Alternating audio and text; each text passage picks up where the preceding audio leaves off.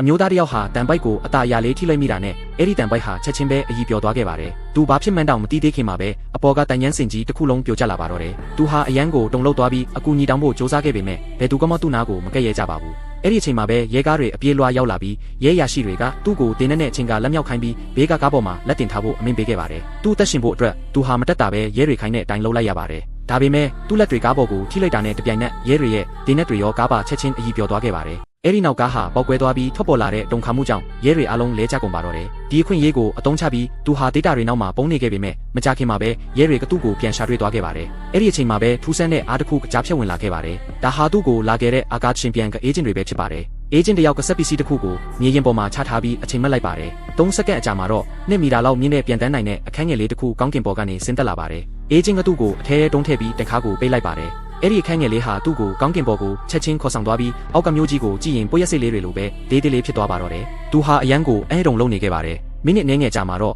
အဲ့ဒီအခန်းငယ်လေးဟာအာကာချင်ပြန်ရဲ့ကောင်းကင်ပြန်စစ်ခြေစိုက်စခန်းကြီးဖြစ်တဲ့အာကာချင်ကြီးလေးကိုဆွဲယူခြင်းခံလိုက်ရပါတော့တယ်။